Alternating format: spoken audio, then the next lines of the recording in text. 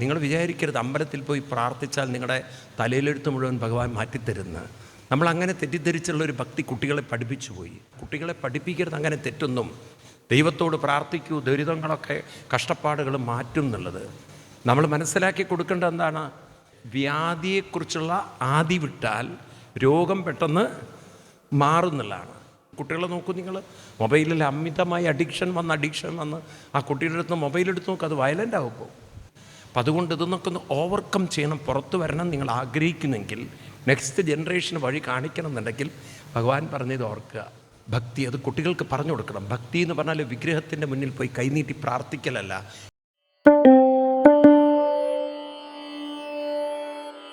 ഭഗവാൻ ശ്രീകൃഷ്ണനെ നേരത്തെ നമ്മൾ കണ്ടു, വേദവ്യാസ മഹർഷിയെപ്പോലുള്ള മഹാന്മാർ അദ്ദേഹത്തിൻ്റെ പാദം തൊടുന്നു, നമസ്കരിക്കുന്നു, വന്ദിക്കുന്നു. ഭഗവാൻ അവരെയും വന്ദിക്കുന്നു. ഇത്രയും വലിയ മഹാനായിട്ടുള്ള കൃഷ്ണനെ വസുദേവർക്ക് തോന്നുകയാണ്, എൻ്റെ പുത്രനായിട്ട് പോലും എനിക്ക് ആ പാദങ്ങളൊന്നും തൊടാൻ തോന്നിയില്ലല്ലോ, ഞാൻ പുത്രഭാവത്തിലല്ലേ കാണുന്നത്. എന്നാൽ എത്ര വലിയൊരു ഗുരുവാണ്, എത്ര വലിയൊരു മഹാനാണ് ഈ കൃഷ്ണൻ എന്നുള്ളത്.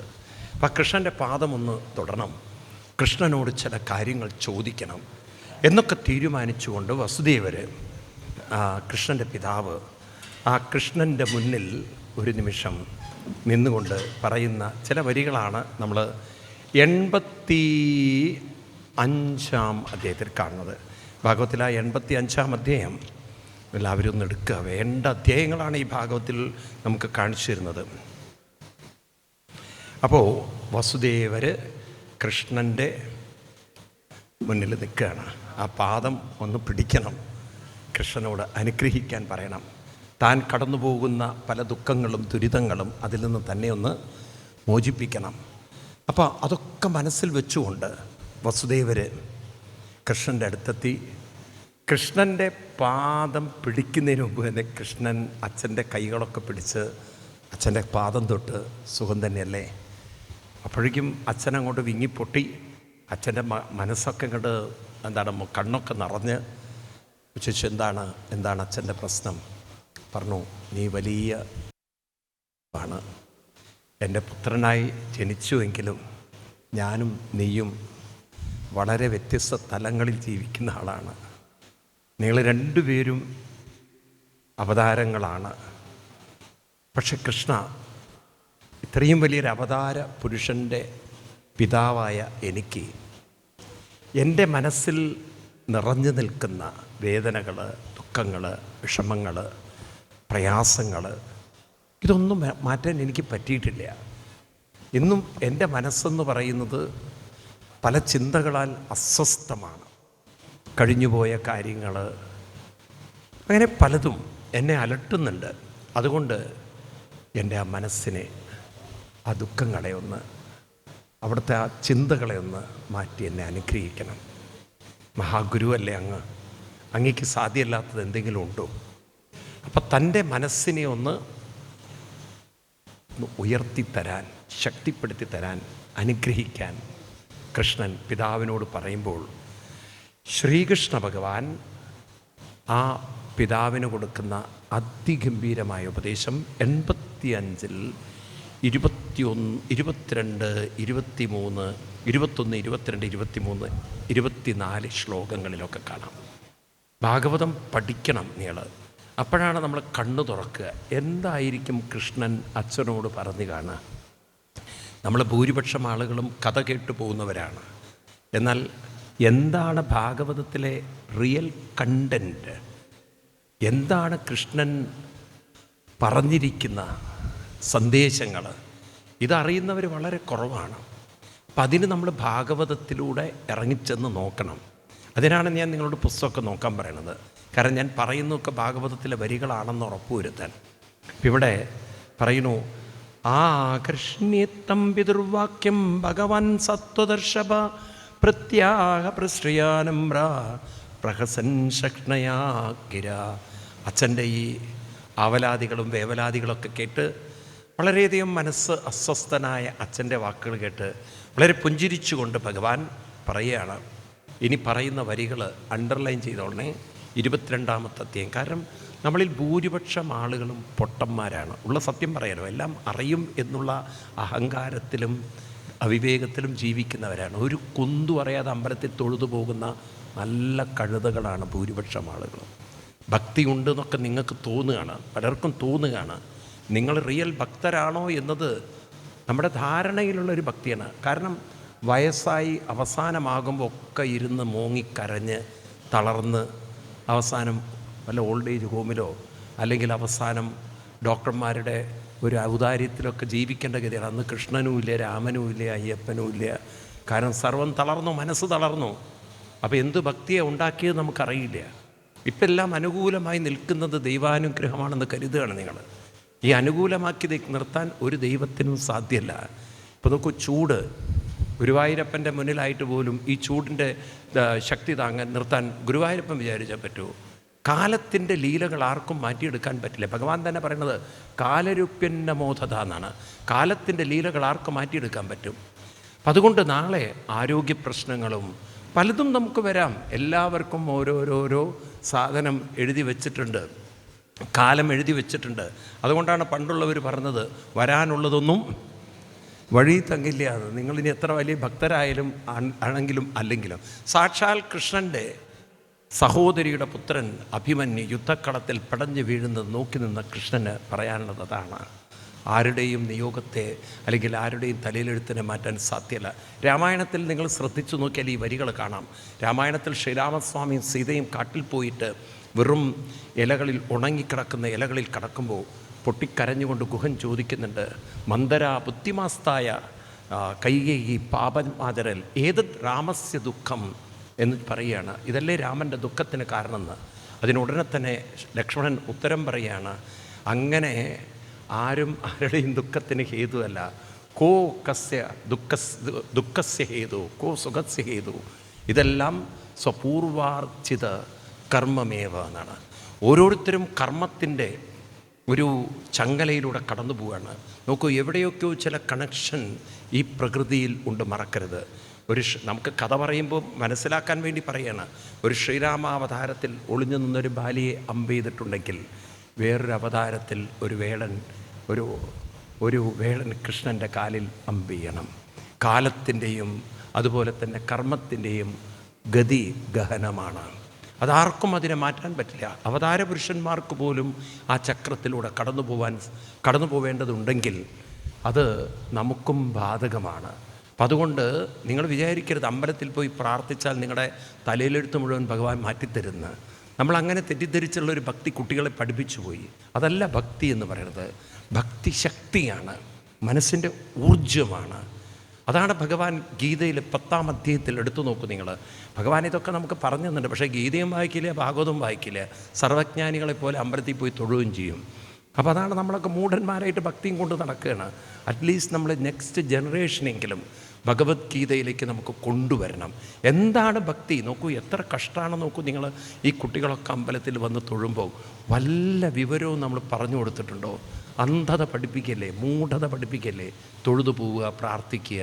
നിങ്ങൾ വഴിതെറ്റിക്കരുത്. കൃഷ്ണൻ തന്നെ പറഞ്ഞിട്ടുണ്ട്, ബുദ്ധിഭേദം ജനയത്, ഡോണ്ട് മിസ്ഗൈഡ് അതേഴ്സ് എന്നാണ്. നമുക്കറിയില്ല. അതുകൊണ്ട് ഇത് മനസ്സിലാക്കുക. 10-ാം അധ്യായത്തിൽ 42-ാം ശ്ലോകത്തിൽ പറയും, ഏതദ് വിഭൂതിമത്സത്വം ശ്രീമദൂർജിതമേവ തത്തദേവാവഗച്ഛത്തം മമ തേജോംശ സംഭവ. ആണ് ഭക്തി എന്നതാണ്. ആരിലാണോ ഈ ഭക്തി ഉള്ളത് അവരുടെ മനസ്സെങ്ങനെ ഇരിക്കുന്നു വെച്ച് കഴിഞ്ഞാൽ ഏതദ് വിഭൂതി, അവരെൻ്റെ വിഭൂതിയാണെന്ന്. അങ്ങനെയുള്ള ഭക്തന്മാർ വിഭൂതി എന്ന് പറഞ്ഞാൽ എൻ്റെ ചൈതന്യം നിറഞ്ഞിരിക്കുന്നവരാണ്. ഊർജിതമേവ, അവരുടെ മനസ്സിന് നല്ല ഊർജമുണ്ട്, ശക്തി ഉണ്ടാവുന്നതാണ്. ഏതദ് വിഭൂതിമത്സത്വം ശ്രീമദൂർജിതമേവ തത്തദേവാവഗച്ഛത്തം മമ തേജോംശ സംഭവ. അവരെൻ്റെ തേജസ്സാണെന്നാണ്. അപ്പം ഭഗവാന്റെ തേജസ്സുള്ളവരായി, ഭഗവാന്റെ ചൈതന്യം നിറഞ്ഞവരായി, ഭഗവാന്റെ ഓജസ് നിറഞ്ഞവരായിട്ടുള്ള ഒരു ഭക്തി നമുക്കുണ്ടാവണം. ഇവിടെ നമുക്ക് വിഷയത്തിലേക്ക് വീണ്ടും വരാം. വസുദേവർ കരഞ്ഞുകൊണ്ട് പറയുന്നു, എൻ്റെ സങ്കടങ്ങളും വിഷമങ്ങളും പ്രയാസങ്ങളും കൃഷ്ണ അവിടുന്ന് മാറ്റണം.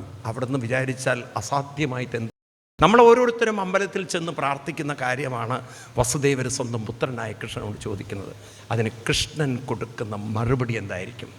ഒരുപക്ഷെ ഇപ്പം നമുക്ക് വിഗ്രഹ രൂപത്തിൽ കാണുന്നത് കൊണ്ട് അറിയില്ല എന്ത് മറുപടിയാണ് കൃഷ്ണൻ തരിക. ജീവിച്ചിരുന്ന കൃഷ്ണൻ വസുദേവർക്ക് കൊടുത്ത മറുപടിയായിരിക്കും നമുക്കും തരുന്നുണ്ടാവുക. നമ്മൾ പറയുന്ന കാര്യം തന്നെയാണ് വസുദേവർ അമ്പലത്തിൽ പോയി കൃഷ്ണൻ്റെ മുന്നിൽ അവതരിപ്പിക്കുന്നത്. എന്ത് മറുപടിയാണ് കൃഷ്ണൻ കൊടുത്തത്? 85-ാം അധ്യായത്തിൽ 23-ഉം 24-ഉം ശ്ലോകം ഒന്ന് അണ്ടർലൈൻ ചെയ്ത് വെച്ചോളൂ. ഭാഗവതമുള്ളവരൊക്കെ പറയണു, അഹം യൂയം അസൗ ആര്യ ഇമേ ചദ്വാരകൗകസ സർവേപ്യേവം യദുശ്രേഷ്ഠ വിമൃശ്യ സചരാചരം ആത്മാ ഹ്യേക സ്വയം ജ്യോതി നിത്യോന്യോ നിർഗുണോ ഗുണേ ആത്മസൃഷ്ടേ തൽകൃതേഷു ഭൂതേഷു ബഹുദേയതേ. എന്താ പറയണത്? അഹം, ഞാൻ. അഹം എന്ന് പറഞ്ഞാൽ ഞാൻ. യൂയം അച്ഛൻ. സംസ്കൃതത്തിൽ യൂയം എന്ന് പറഞ്ഞാൽ യു. അസൗ ആര്യ. ആര്യ എന്ന് പറഞ്ഞാൽ എൻ്റെ ജ്യേഷ്ഠൻ ഈ ബലരാമൻ. തൊട്ടടുത്ത് ബലരാമസ്വാമി ഇരിക്കുന്നുണ്ട്. അസൗ ആര്യ. എന്നിട്ട് നിർത്തിയില്ലേ ഭഗവാൻ? ദ്വാരകൗകസ. ഈ കാണുന്ന ദ്വാരകാവാസികളൊക്കെ ഉണ്ടല്ലോ അച്ഛ, ഇവരെല്ലാവരും. അവിടം കൊണ്ട് കൃഷ്ണൻ നിർത്തിയില്ല. സർവേപി. സർവേപി എന്ന് പറഞ്ഞാൽ സർവേപി എന്ന് പറഞ്ഞാൽ ഈ കാണുന്ന എല്ലാവരും, ഈ ഭൂമിയിലുള്ള സകലരും. പറയൂ, എല്ലാവരും. യദുശ്രേഷ്ഠ വിമൃശ്യ. യദുശ്രേഷ്ഠ. വേണ്ട പോലെ ഒന്ന് വിചാരം ചെയ്താലും, വേണ്ട പോലെ ഒന്ന് ചിന്തിച്ചാലും ആരാണ് എല്ലാവരും? എല്ലാവരും ആത്മാ ഹി ഏക. ഒരേ ആത്മസ്വരൂപികളാണ്. ഒരേ ആത്മതത്വം ഉള്ളിലുള്ളവരാണ്. ഒരേ ആത്മശക്തി ഉള്ളിലുള്ളവരാണ്. ഇത് പറഞ്ഞാൽ നിങ്ങൾക്ക് വല്ലതും മനസ്സിലാവുമോ? കൃഷ്ണൻ്റെ ഉള്ളിൽ എത്ര ആത്മശക്തി ഉണ്ടോ അത്രയും ആത്മശക്തി അച്ഛൻ്റെ ഉള്ളിലും ബലരാമസ്വാമിയുടെ ഉള്ളിലും ഈ കാണുന്ന വാസികളുടെ ഉള്ളിലും, എന്തിനേറെ സർവേപി എന്ന് പറഞ്ഞാൽ എല്ലാവരുടെ ഉള്ളിലും ഒരുപോലെയുണ്ട്. ഈ ശക്തി അച്ഛൻ ഉപയോഗിക്കാതെ അച്ഛന് ദുരിതത്തിൽ നിന്നും പുറത്തു കടക്കാൻ സാധ്യമല്ല. അപ്പം നമ്മളൊക്കെ മനസ്സിലാക്കണം, ദുരിതത്തിൽ നിന്നും പുറത്തു കടക്കൽ ദൈവമല്ല. കുട്ടികളെ പഠിപ്പിക്കരുത് അങ്ങനെ തെറ്റൊന്നും. ദൈവത്തോട് പ്രാർത്ഥിക്കൂ, ദുരിതങ്ങളൊക്കെ കഷ്ടപ്പാടുകൾ മാറ്റും എന്നുള്ളത് നമ്മൾ മനസ്സിലാക്കി കൊടുക്കേണ്ടത് എന്താണ്? ഈ കഷ്ടപ്പാടുകളും ബുദ്ധിമുട്ടുകളൊക്കെ മനുഷ്യനെ അലട്ടുന്നത്. ഇന്നാണെങ്കിൽ നമുക്ക് ഹിന്ദുമതത്തിന് വലിയ പോസിബിലിറ്റി ഉള്ളൊരു കാലഘട്ടത്തിലാണ് നമ്മൾ ജീവിക്കുന്നത്.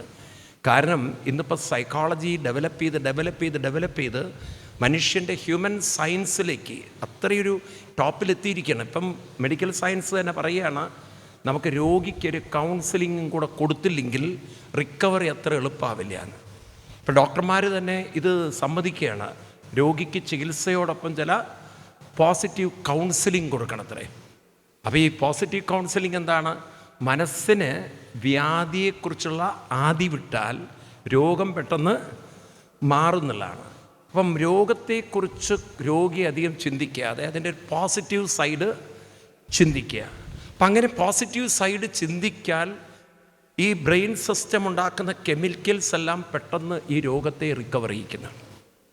അത്ര പവറുണ്ട് നമ്മുടെ ബ്രെയിൻ സിസ്റ്റത്തിനെന്ന് പറയാം.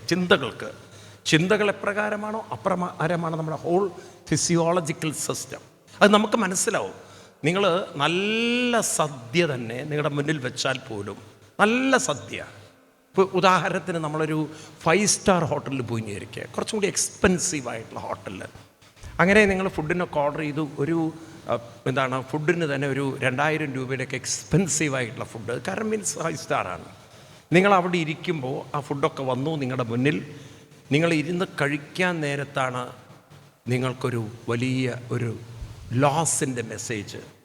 വേണ്ടപ്പെട്ടവർ ആക്സിഡൻറ്റ് പറ്റി ഹോസ്പിറ്റലൈസ് ചെയ്തു എന്ന് കേട്ട് കഴിഞ്ഞാൽ ആ ഫുഡിന് വല്ല രുചിയുണ്ടോ? ആ ഫുഡിന് വല്ല തരത്തിൽ നിങ്ങൾ എൻജോയ് ചെയ്യിക്കാൻ സാധിക്കുമോ? കഴിഞ്ഞില്ലേ? ഒന്ന് മനസ്സിൻ്റെ താളം തെറ്റിയാൽ, ഒന്ന് മനസ്സിൻ്റെ രുചി നഷ്ടപ്പെട്ടാൽ, അല്ലെങ്കിൽ അതിൻ്റെ സ്വഭാവം പോയാൽ പിന്നെ എന്തുണ്ടായിട്ടും പറയൂ, എന്ത് കാര്യമുണ്ട് മനസ്സിന്? അങ്ങനെയല്ലേ? നോക്കൂ നിങ്ങൾ. അപ്പം ഒരു നിമിഷം കൊണ്ട് മനസ്സിൻ്റെ ആ ഒരു അവസ്ഥ മാറി. ഇനി നോക്കൂ, നിങ്ങൾ വെറും കഞ്ഞിയും ചമ്മന്തിയാണെങ്കിലും മനസ്സിനൊരു സന്തോഷം ഉണ്ടെങ്കിൽ അതിൻ്റെ രുചി എത്രയായിരിക്കും എന്നറിയോ?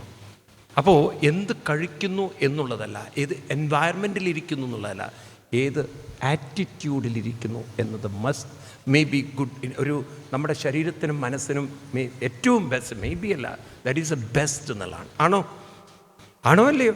പക്ഷെ ആ മൈൻഡിനും പോസിറ്റീവ് ആക്കാനുള്ള ഒരു തോട്ട് പ്രോസസ്സുകൾ അതാര് നമുക്ക് തരുന്നു? കാരണം എല്ലാം പുറത്തു നോക്കി എല്ലാം അനുകൂലമാവണമെന്ന് പ്രാർത്ഥിച്ച് ശീലിച്ച് എല്ലാം അനുകൂലമായില്ലെങ്കിൽ ഇരുന്ന് അപ്സെറ്റാവും. വിചാരിച്ചത് കിട്ടിയില്ലെങ്കിൽ അപ്സെറ്റാവും. ഒന്ന് കുട്ടികളെ നോക്കൂ നിങ്ങൾ, മൊബൈലിൽ അമിതമായി അഡിക്ഷൻ വന്ന് ആ കുട്ടിയുടെ അടുത്ത് മൊബൈൽ എടുത്ത് നോക്കുക, അത് വയലൻ്റ് ആകുമ്പോൾ. അതല്ലേ പല അമ്മമാരെ അടിക്കുന്നത്, ഇടിക്കുന്നതും കുത്തുന്നതൊക്കെ. കുട്ടികൾ അത്തരത്തിലുള്ളൊരു ഓവർ വയലൻസിലേക്ക് മാറിക്കൊണ്ടിരിക്കുന്ന കാലഘട്ടത്തിലാണ് നമ്മൾ. നോക്കൂ, പല കുട്ടികളും റാഗിങ് ഒക്കെ ഇപ്പോഴും എന്താ തുടരുന്നത് ഈ അഡ്വാൻസ്ഡ് ആയിട്ടുള്ള സൊസൈറ്റിയിലും. കാര്യം ഇത് പാരൻസിനോടൊക്കെ ഉള്ള ദേഷ്യം ആരോടെങ്കിലുമൊക്കെ തീർക്കും കുട്ടികൾ. അപ്പം മിക്കവാറും നമ്മൾ വീടുകളിലൊക്കെ ഇന്ന് ഈ അന്ധമായൊരു ഭക്തി ഉണ്ടാക്കിയ വലിയ മെൻ്റൽ ഒരു ഡിപ്രഷനും റിപ്പർക്കഷനും അതിൻ്റേതായിട്ടുള്ള ഒരു പ്രശ്നങ്ങളൊക്കെ നമ്മൾ അഭിമുഖീകരിച്ചു കൊണ്ടിരിക്കുകയാണ്. അപ്പം അതുകൊണ്ട് ഇതൊന്നൊക്കെ ഒന്ന് ഓവർകം ചെയ്യണം, പുറത്തു വരണം നിങ്ങൾ ആഗ്രഹിക്കുന്നെങ്കിൽ, നെക്സ്റ്റ് ജനറേഷന് വഴി കാണിക്കണം എന്നുണ്ടെങ്കിൽ ഭഗവാൻ പറഞ്ഞത് ഓർക്കുക. അഹം യൂയം അസോ ആര്യ ഇമേ ചദ്വാരകൗകസ സർവേപ്യേവം യതുശ്രേഷ്ഠ വിമൃശ്യ സചരാചരം ആത്മാഹേക. എല്ലാവരുടെ ഉള്ളിലും ഒരേ ആത്മശക്തിയുണ്ട്. അതിനെ ഉണർത്താൻ, അതിനെ ഉയർത്താൻ, അതിനെ ഉജ്ജ്വലിപ്പിക്കാൻ, അതിനെ ഒന്ന് പ്രോജ്വലിപ്പിക്കാൻ, പ്രകാശിപ്പിക്കാൻ അതിനെന്താണ് വഴി? അതല്ലേ ഗായത്രി മന്ത്രത്തിൽ പറയുന്നത്, ധിയോയൊന്ന പ്രചോദയാൽ, എൻ്റെ ധിയെ ഞാൻ പ്രകാശിപ്പിക്കട്ടെ എന്നാണ്, പ്രചോദിപ്പിക്കട്ടെ എന്നാണ്. അതാണ് ശരിക്ക് ഭക്തി. ഉള്ളിലുള്ള ദൈവീകതയെ ഉണർത്തുന്നതാണ് ഭക്തി. അത് കുട്ടികൾക്ക് പറഞ്ഞു കൊടുക്കണം. ഭക്തി എന്ന് പറഞ്ഞാൽ വിഗ്രഹത്തിൻ്റെ മുന്നിൽ പോയി കൈനീട്ടി പ്രാർത്ഥിക്കലല്ല.